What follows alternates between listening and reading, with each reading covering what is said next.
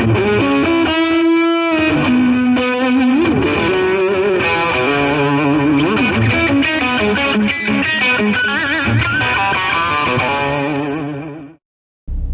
guys, welcome back to another video. I hate that opening line, but it's the only one I can think of. So some of you have asked me, how are the brakes and how are the tires and how is the car in general? Well, the truth is I haven't really been driving the car. The car has had a couple of problems, so let's talk about them in this video. I'm on my way to pick up my dry cleaning, so I thought I would take the opportunity and make a quick video while I'm driving. So I took the car for the brakes replacement. I put on the M Performance brakes and they're stunning to look at. To be honest, they don't feel much stronger. You know, in normal daily driving, they don't feel very different to the stock brakes because they were already very big. I think all I've added is like cooling holes and, you know, grooves for the brakes to cool down and all that kind of stuff. I don't think I've increased braking power very much. But anyway, so I installed the brakes and there was a running in period for the brakes, so I couldn't, and for the tires, so I couldn't really push the car very hard during that period. And then shortly thereafter, I had to take the car in for the bumper replacement. So I didn't have the car for the bumper replacement. And then shortly after that, I had to take in the car for PPFing the bumper and, you know, finishing it off because I didn't want to drive it without number plates. And, you know, I was stopped by the police. Yeah, I'm really proud of that. I was stopped by the police and all that. But and then after that, I mean, on the way to take the car for the bumper, I noticed that there was a steering wheel wobble.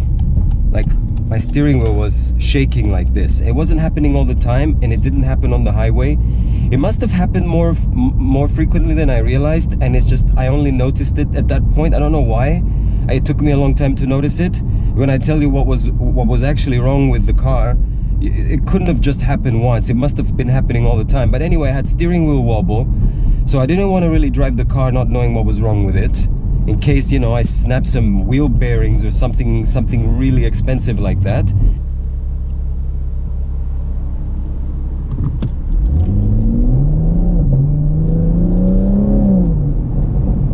So after sorting, so I had to sort the steering wheel wobble, and I ended up going to the same guy who did me the diamond cutting on the car. So he took off all the wheels and he checked the balancing for the wheels, and they were balanced completely wrong. Basically, he said the weights should have been here, but he put them on the opposite side, whoever did the balancing.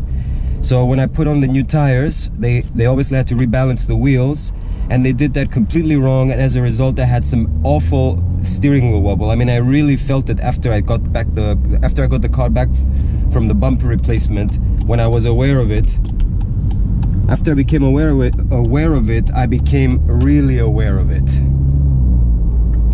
So I took the car there, and then I left from the diamond cutting place who rebalanced all 4 wheels, and I went to do the video for the bumper replacement, and they forgot one of the hubcaps off the wheels, so I had to go back there. So didn't drive the car with pleasure. I drove the car anxious to go back there and get my wheel hub, my hubcap before somebody threw it away.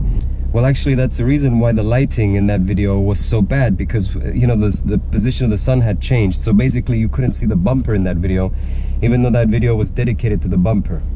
And then when I drove the car again the next day, I had a check engine light on. So as soon as I got the check engine light, I knew where to go. I went to Simon because Simon is the best. Actually, Simon has a very good name in Cyprus, and everybody to whomever you mention Simon, everybody says that Simon is the best in Cyprus. But anyway, I digress. So I went there, he plugged in his equipment, and he saw it was an O2 sensor fault. My rear O2 sensor. Look at this smarty pants dick. So the downpipe has 2 O2 sensors. There's a one ahead of the catalytic converter, and there's one after the catalytic converter. The one behind the catalytic converter, the heating element of that O2 sensor is what failed. Now these O2 sensors need to be kept really hot, so that they use resistance, internal resistance, to measure O2, I guess. And the rear sensor is used to calibrate the forward sensor, so they're both important. You can't, I mean, you could, if you delete, if anything happens to the rear one, the ECU will revert to some tables, and you'll probably have a richer air-fuel ratio than normal. So the car will be less economic, but probably higher performing. So some people do delete them, the rear ones, but then you might have other issues like rough idling. You might have all kinds of issues. So I don't want to drive around with a check engine light, and I certainly don't want the car to be, you know, either overperforming. I don't want it to be underperforming. So I ordered an O2 sensor, and Simon replaced it yesterday. So this is like literally the first drives since all of that work where the car is, you know, there's no steering wheel wobble, and there's no check engine light, and there's no bumper issue that needs to be resolved. And you know, I'm finally driving the car and enjoying the car. Just to mention about the O2 sensor, the rear one is a little bit difficult to access. The front one is easy to access, but the rear one is difficult to access. So why would the O2 sensor fail? I mean, I read on the forums that this is something that is sort of happening to people with tuned cars and, you know, sports cats or D-cats. Probably that O2 sensor is subject to more, I don't know what to say, maybe the catalytic converter protects that O2 sensor to some degree, and when you expose that O2 sensor to the exhaust gases completely unprotected from the catalytic converter, maybe that degrades it really quickly. What else might it be?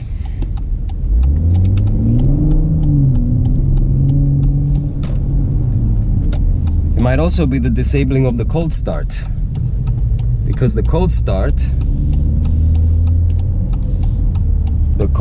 may also be heating up the sensor, not only the catalytic converter. So I don't know what to say. I'm gonna leave cold start for the time being. I'm gonna leave cold start disabled for the time being, and see exactly and gauge exactly how long it takes for the O2 sensor to break again. And if it breaks again, I'm obviously going to re-enable cold start, and then check again how long it takes for the O2 sensor to break. And if it doesn't break, that means it has nothing to do with the downpipe or the tune. It has everything to do with the cold start.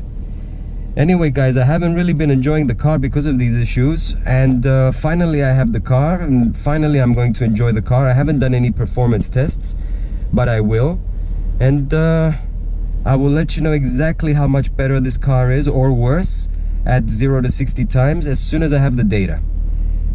Thank you guys, this was just a quick video, and I'll see you in the next one.